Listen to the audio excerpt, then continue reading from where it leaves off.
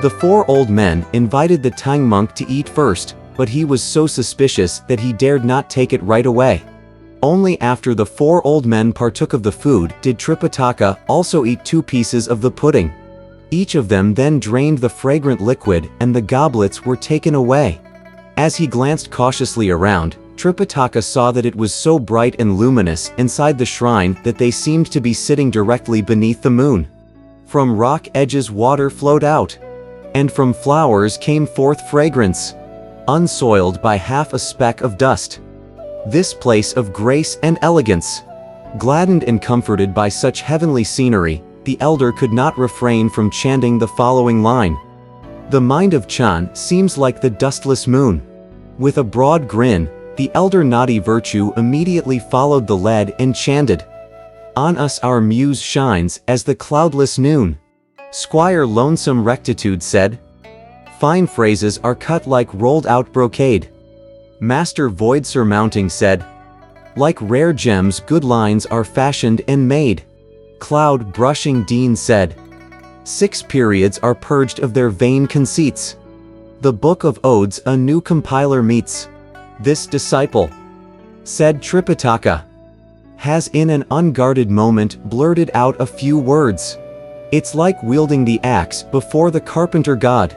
When I heard just now the fresh and elegant lines of you immortals, I knew I had met poetic masters. The elder naughty virtue said.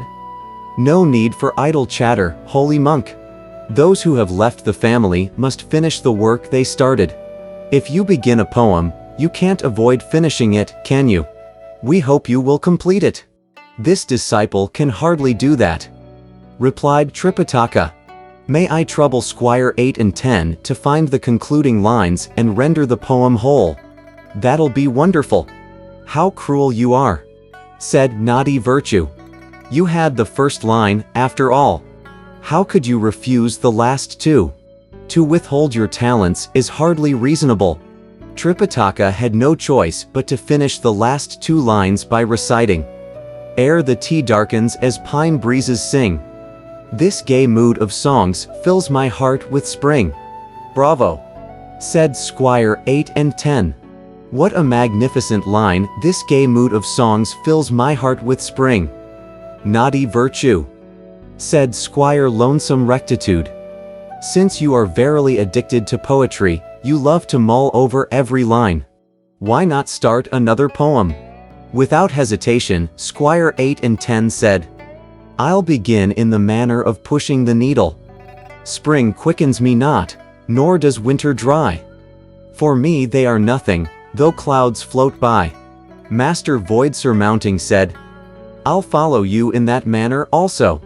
By me, though windless, is formed a dancing shade. One loves such blessing and long life displayed. Then Cloud Brushing Dean said, Displayed like West Mountain's noble sire. I'm pure as Southland's empty-hearted squire. Finally, Squire Lonesome Rectitude said, Squired by slanting growth of highest grade, I yield the crossbeams of the king's estrade.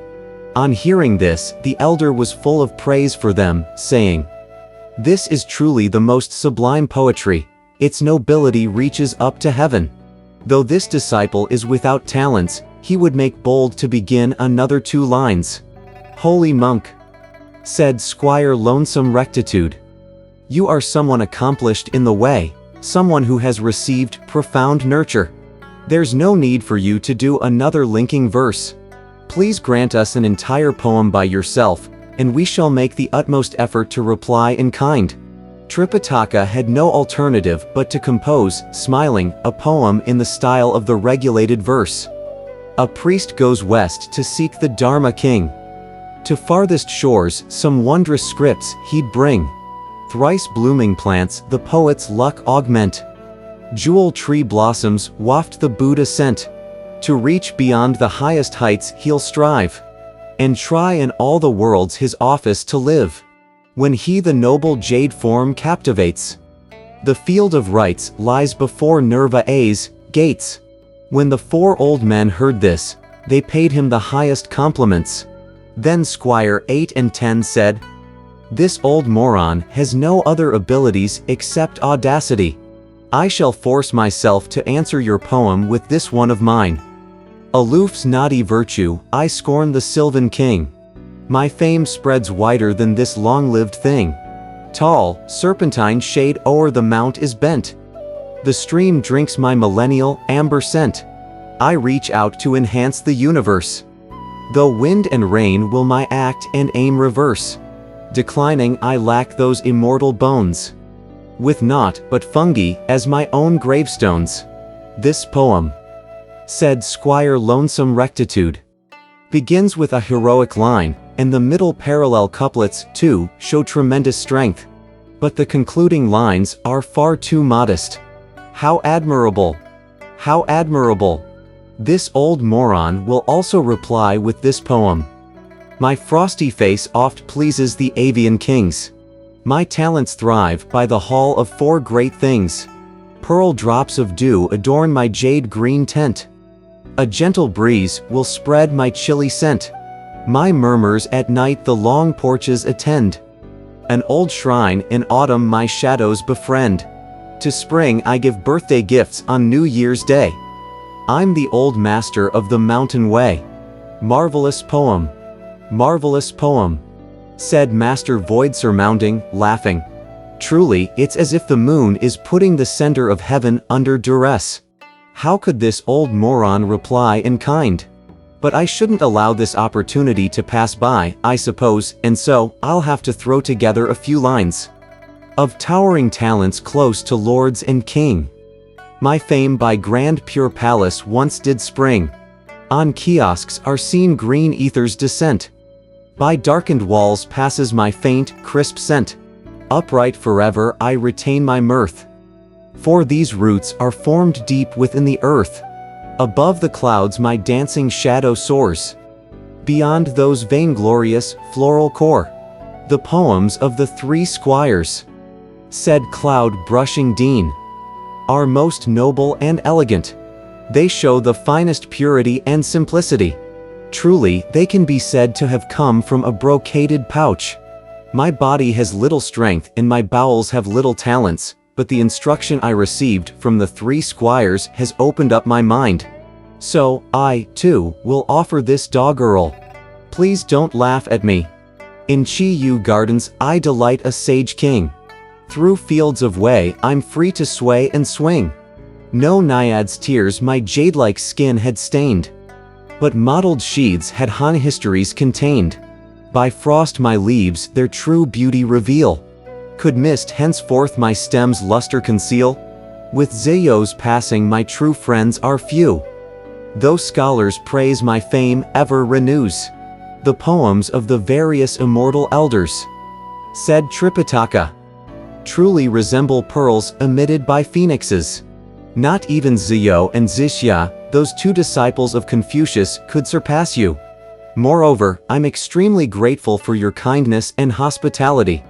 It is, however, deep in the night, and I fear that my three humble disciples are waiting for me somewhere. Your student, therefore, cannot remain here long.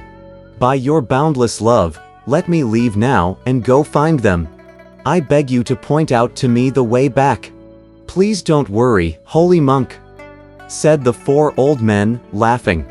Ours is an opportunity that comes but once in 1,000 years. Though the night is deep, the sky is fair, and the moon is very bright. Please sit here for a while longer. By morning, we shall escort you across the ridge, and you'll without fail meet up with your disciples. As they were thus speaking, there walked in from outside the stone house 2 blue-robed maidens, holding a pair of red gauze lanterns and followed by an immortal girl. She was twirling in her hand a sprig of apricot blossoms, and smiling broadly, she walked in to greet them. How did she look, you ask? She had a young face kingfisher adorned, and colors better than rouge, luminous star-like eyes, moth brows neat and refined. Down below, a light pink skirt patterned with 5 colored plums. Up above, a maroon blouse without collar or sleeves. Small slippers pointed like phoenix beaks, and slender stockings of silk brocade. seductive and coy like a Tiantai goddess. She seems to be the fair Daji of old. To what do we owe this visit, apricot immortal? Asked the four old men as they rose to greet her. After the girl had bowed to all of them, she said, I learned that a charming guest is being entertained here, and I've come especially to make his acquaintance. May I meet him?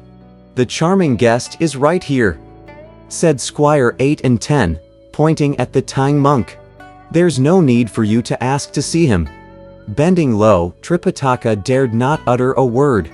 Bring us some tea, quickly, cried the girl, and two more yellow-robed maidens walked in with a red lacquered tray, on which there were 6 small porcelain teacups, several kinds of exotic fruits, and a spoon for stirring placed in the middle. One of the maidens also carried a teapot of white iron set in yellow copper, from which arose the overpowering aroma of fine tea. After tea had been poured, the girl revealed ever so slightly her slender fingers and presented a cup of it to Tripitaka first. Then she gave the drink to the 4 old men before taking one herself. Why doesn't the apricot immortal take a seat? Asked Master Void surmounting, and only then did she take a seat. When they finished their tea, the girl bowed again and said, You immortals are reveling in great pleasures this evening. May I be instructed a little by your excellent verses? Ours are all crude and vulgar utterances, said Cloud brushing Dean. But the compositions of the holy monk can truly be considered a product of the high Tang. They're most admirable, if it's not too great an imposition, said the girl. I would like to hear them. Whereupon the 4 old men gave a thorough rehearsal of the elder's poems and his discourse on Chan. Smiling broadly, the girl said to them, I'm so untalented and I really shouldn't air my incompetence. But since I've had the privilege of hearing such magnificent poetry, I shouldn't allow myself to go uninspired.